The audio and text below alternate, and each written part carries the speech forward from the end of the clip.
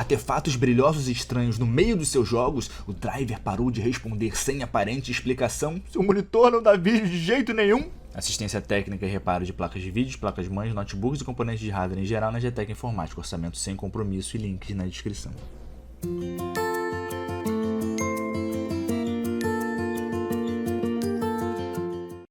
Fala galera, meu nome é Rodrigo, você está no canal Rodrigo Baltar, canal que mais cresce no Brasil. Pessoal, esse vídeo aqui a gente vai bater um papo sobre os processadores AMD Ryzen, mais precisamente o 2700, 1700, 2600, 2600X. A gente vai falar qual deles é mais rápido, qual deles é melhor para um usuário comum, doméstico, como dar uma melhoradinha ali no seu overclock, como ganhar um pouco mais de performance e de uma forma ou de outra tentar tirar a dúvida que os inscritos têm de qual é melhor, o 1600, o 1700, o 2600X. Geralmente as pessoas têm dúvida entre 2600, 2600X ou o 1700 que aparece volta e meia em promoção, e eu vou tentar abrir um pouquinho a cabeça da galera aqui. Recomendo que você assista esse vídeo no seu computador, porque eu vou estar filmando a tela aqui, eu vou tentar dar zoom nas partes que eu estiver mostrando e talvez fique muito ruim no celular. Celular é uma merda, só serve para ver gente morta e a novinha do WhatsApp. Então assista o vídeo no seu computador. Bom, vamos lá. Quem segue o canal já há algum tempo sabe que eu tinha o Ryzen 1700. Eu comprei minhas peças todas nos Estados Unidos e comprei o Ryzen 1700 na Terabyte na época. Tinha o melhor preço. Eu decidi comprar o Ryzen aqui no Brasil para que se acontecesse alguma coisa com a minha encomenda nos Estados Unidos eu não perder tudo, né? Perder só o que eu tinha comprado lá e pelo menos o processador eu conseguia ficar com ele. Ainda bem que não deu nada errado, eu consegui todas as peças e fiquei com o Ryzen 1700. O meu Ryzen 1700 tinha a marca da besta, o problema de segfault. Tem um vídeo aqui no YouTube explicando como você abrir o RMA e como você fazer o teste do segfault no Linux, no seu computador.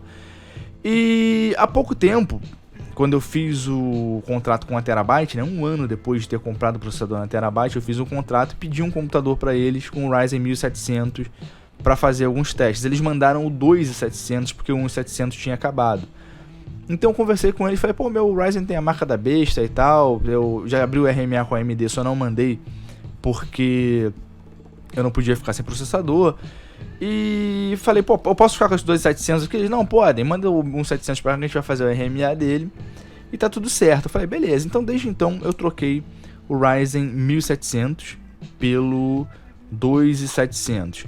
O Ryzen 1700 aqui comigo, ele rodava a 3.9 estável. Mais do que isso, não ficava estável, eu tinha que aumentar muito a voltagem dele, não ficava legal. Eu preferia usar ele em 3.9 porque quase não tinha diferença nenhuma prática dele em estoque rodando a 3.2 para ele em overclock rodando a 3.9. E agora o 2700 eu consigo rodar ele a 4.50, mais ou menos isso. Tá aqui do lado ali 4.38.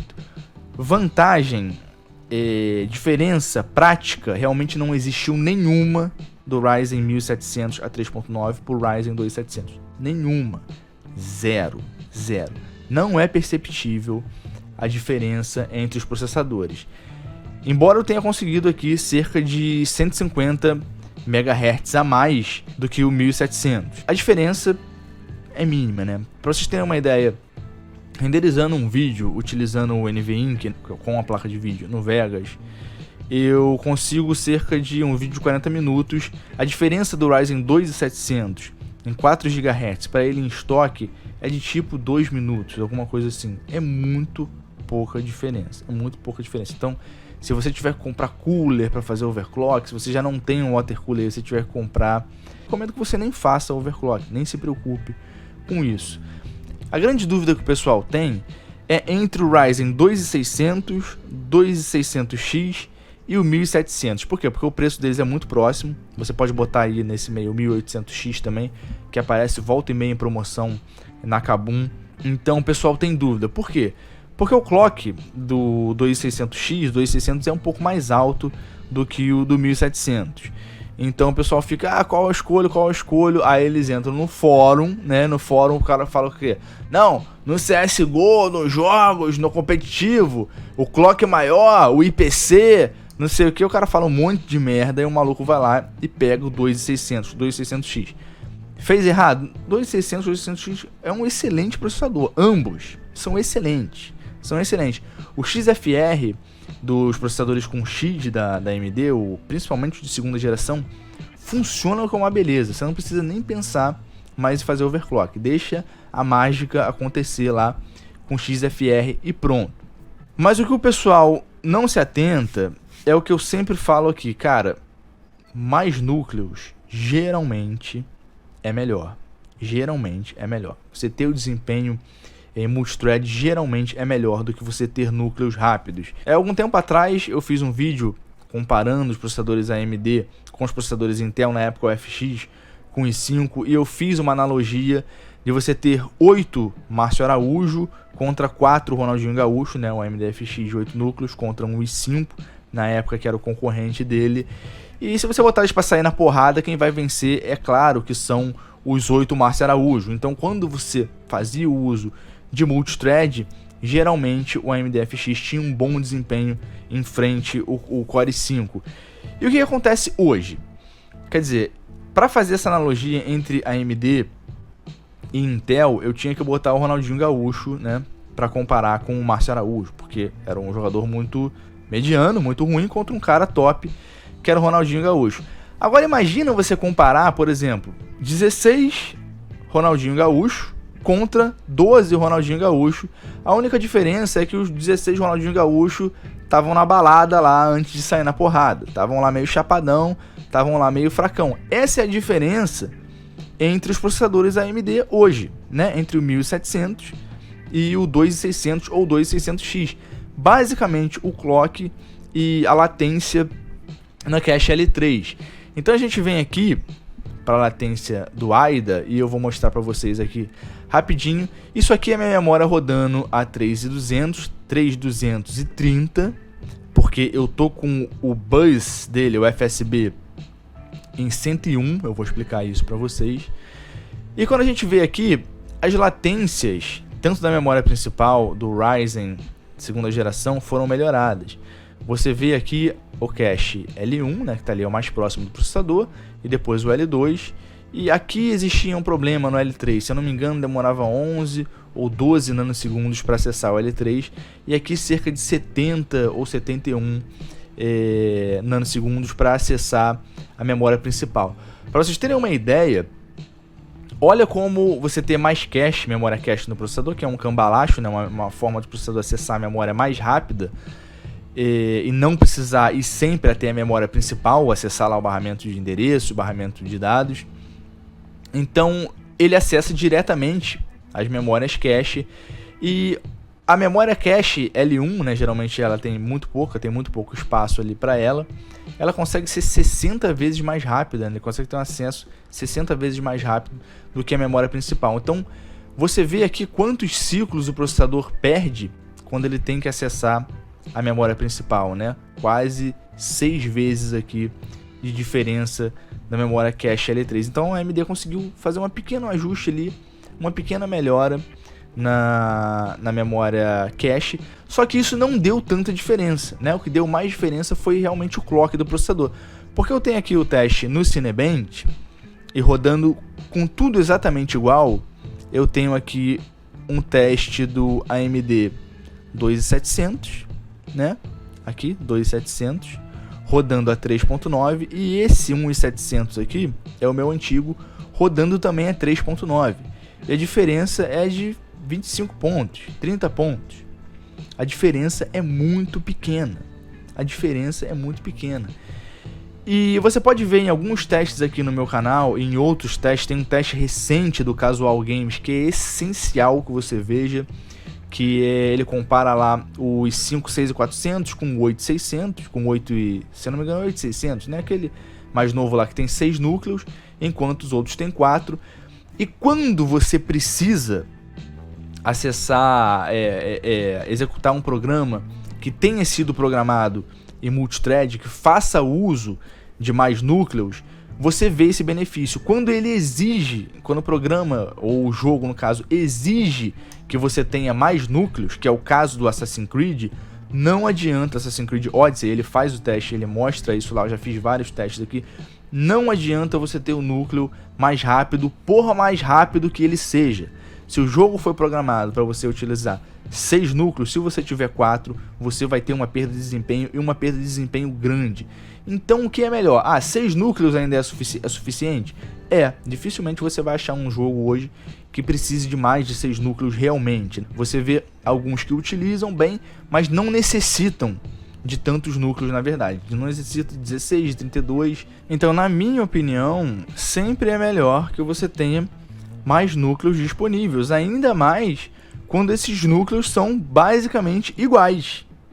No caso do 2600, 2600X, eles são basicamente a mesma coisa do 1700, do 1800X. Basicamente a diferença ali é a latência no cache L3 e no clock. Clock você pode tirar fazendo um overclock bem simples, e é isso que a gente vai mostrar aqui. Bom, geralmente eu vejo que as pessoas fazem teste lá com 2700, principalmente 2700, e mas o processador é frio e tal, eu consegui 4.2 com relativa facilidade, ficou estável. Aí o cara testa a estabilidade onde? No Cinebench, ou então passa o Prime ali 10 minutinhos e tal, e a parada não está realmente estável, né? Às vezes o cara tá jogando lá 1, 2 horas e de repente o jogo trava. Trava por quê? Porque o processador se comportou de uma forma inesperada. É exatamente isso que acontece. O clock do processador é um relógio de sincronismo entre todos os componentes internos, e quando um componente desse interno falha e entrega um resultado errado, o que o computador faz? Ele trava, aparece uma tela azul, simplesmente paralisa. Então, o ideal é que você tenha um processador sempre 100% estável. Então, eu tava procurando os testes do 2700 e via todo mundo, nossa, o 2700 eu consigo 4.2, Guru 3D, Ananditech, caralho, todos esses sites, 4.2 com 1.25 de V-Core, caralho, não é possível. Não é possível, é impossível que os caras consigam isso com tanta facilidade. Alguns com Cooler Box, quer dizer, os caras botam a parada num ambiente refrigerado lá, o caralho, botam a parada lá com ar-condicionado em cima, e aquilo ali não reproduz a realidade. Quando eu fui fazer os primeiros testes aqui com o meu 2700, o processador batia lá cerca de 90 graus. 90 graus. Eu troquei a pasta térmica pela Gelid Extreme, e agora, por eu estar estranhando a temperatura do processador, fazendo overclock, eu pedi um outro processador para Terabyte, e ele é um pouquinho melhor de overclock do que o anterior. Mas são basicamente a mesma coisa, a temperatura é a mesma. A diferença é que agora eu estou usando a Master Gel Maker da Cooler Master. Eu comprei isso aqui por, sei lá, R$40 na Terabyte. E ela tem aqui cerca de 11 metro Kelvin por watt, né? Watt por metro Kelvin de condutividade. E a temperatura dele, passando o AIDA 64, o Intel Burn, que são os testes mais pesados, chega a dar picos de 74 e geralmente fica ali em 77.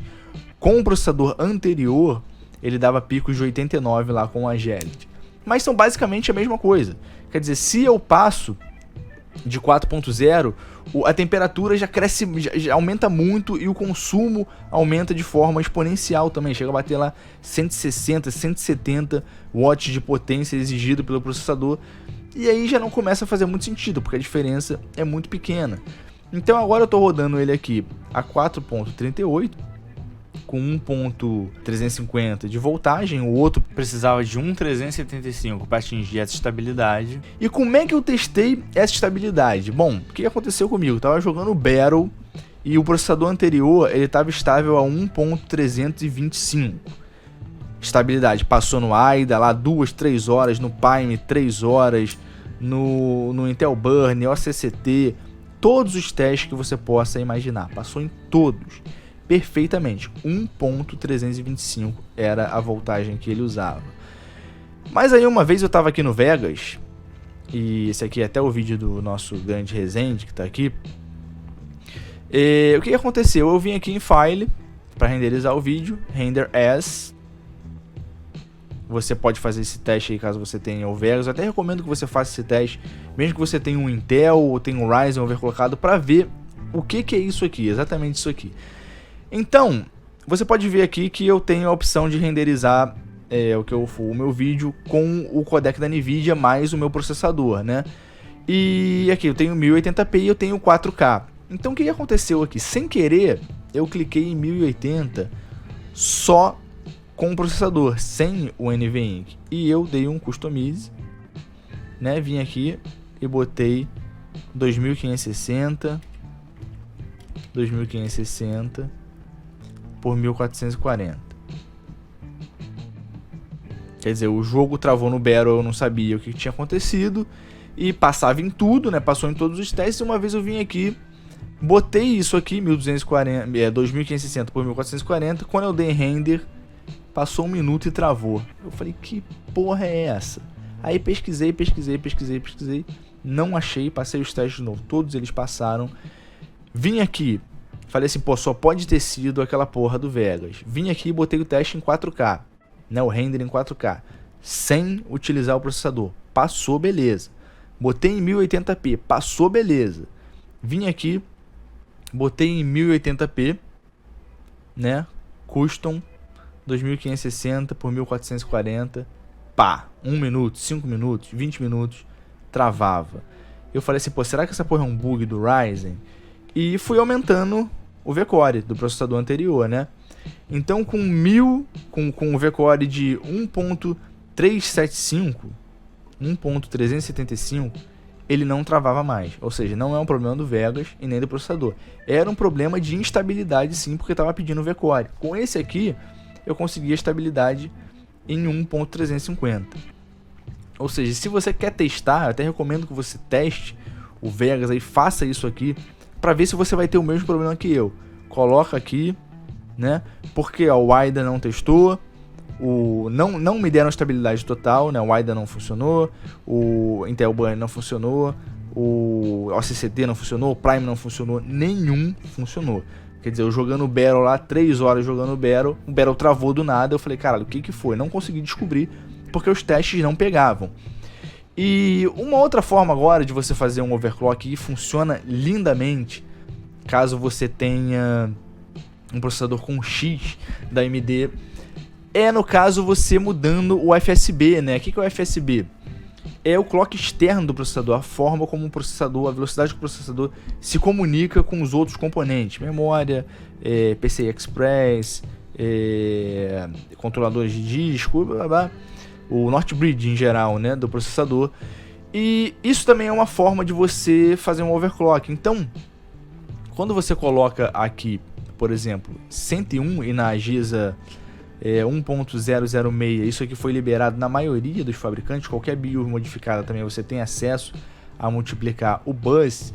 O interessante é que você pode ter um ganho de desempenho significativo mesmo que você não use o overclock. Porque se você aumenta aqui o barramento dele para 1.3 e o recomendável é até no máximo 1.4, principalmente se você usa discos M2, né, você pode começar a ter perda de dados, porque ele faz a controladora SATA também trabalhar mais rápido. Então você ganha desempenho de uma forma geral, ganha bastante desempenho entre aspas, né, de uma forma geral, só que você pode ter problemas. Então o recomendável é que você use ele até 1.3, 1.4 no máximo, e isso vai aumentar o teu clock, né? Você vai ter lá, por exemplo, 103, né? 103 vezes 40, nesse caso aqui, então funcionaria a 4120 MHz o processador. Só que o legal de você fazer isso aqui é quando você usa ele em estoque, porque, por exemplo, o meu Ryzen aqui, ele tem o boost dele em 4100, né? 4100. E quando eu coloco, e o clock dele padrão é 3200. Tá mais pra cá porque deve estar na frente da câmera. O clock dele padrão é 3200. Quando eu coloco ele a 103, o clock padrão dele pula para 3275, alguma coisa assim. E o boost dele vai para 4250, algo assim também. Ou seja, o boost dele é um boost idiota, né? Claro que é um boost idiota, só funciona quando você vai abrir um determinado aplicativo, assim, ou quase nunca funciona. Mas isso é bastante interessante quando você usa o processador X, né? Você ganha um desempenho ali tranquilamente, pode deixar o teu overclock no alto, que vai funcionar tranquilo também. Mas quando você usa lá o X é maneiro porque o boost dele aumenta muito, chega aí a 4.500, 4.400, em vez de ir a 4.300 só no caso do 2700X. Então essa é uma forma de você ganhar um pouco de desempenho no seu Ryzen, mesmo que você use o Cooler Box e tal, você aumenta o buzz ali a 103, aumenta o barramento dele para 103, 101, 102, aqui eu botei 101 no meu, e a diferença você pode ver aqui no próprio Cinebench, né? Eu ganhei aqui cerca de 11 pontos, né? Ganhei cerca de 11 pontos no Cinebench. É pouco, mas é uma diferença, né? Se você está buscando aí, sei lá, sabe o que você está buscando. E aqui também teve a diferença de clock, né? Aqui, né? 4.2. Mas você vê aqui, ó, isso aqui são variações também, né? 4.5, né? E aqui tá 4.4. Se eu não me engano, esse segundo resultado aqui é com buzz a 103, mais o processador com o clock dele, ó, o buzz. Vamos fazer o cálculo aqui, buzz 103 vezes 39, né? Então é isso aqui mesmo, ó, 4.2. Então você ganha um certo desempenho fazendo isso. Então, pessoal, na minha opinião, aqui o melhor processador custo-benefício que existe hoje é o Ryzen 1700. Se você tiver que escolher entre o 2600, 2600X e o Ryzen 1700, eu iria no Ryzen 1700. Para mim, ele é melhor, você tem mais núcleos disponíveis, tem mais threads disponíveis, e a diferença de clock, cara, você tira aqui, né? A diferença de clock você tira fazendo um overclockzinho ali, e o resto é detalhe, né? O resto é detalhe, você vai ter 16 threads em vez de ter 12. Por mais rápido que essas threads, que esses processadores sejam, ou no caso 2600X, se aparecer um jogo no mercado aí que necessite de 8 threads, né, de 16 threads, ele vai sofrer perda de desempenho. Rodrigo, isso vai existir em breve? Provavelmente não, mas na minha opinião, né, é um processador mais robusto, bem mais robusto do que o 2600 e que o 2600X. O 2700X é só se você quiser realmente ter ali o melhor, né, o 2700X, por exemplo. Se você quiser ter o melhor, não quiser se preocupar com o overclock, faz ali a mágicazinha de aumentar o boost, que você vai ter um boost bem maior e você vai ter o melhor. Diferença prática no dia a dia, trabalhando, fazendo renderização, máquina virtual, jogo, é quase zero. Se você desligar o MC Afterburner, zero. No Assassin's Creed, que usa processador pra caralho, a diferença aqui foi muito pequena, foi tipo uma variação de 5 quadros quando você tá dentro de uma cidade bizarra lá de Atenas, que é pesada pra caralho. Então eu espero que eu tenha dado a minha contribuição. Essa pasta térmica aqui eu achei interessante, né? Você teve um desempenho melhor que a Gelid Extreme. E é isso aí, pessoal. Espero que vocês tenham gostado. Curte o vídeo aí, se inscreve na porra do canal, que o dedo não vai cair. É nóis e até a próxima.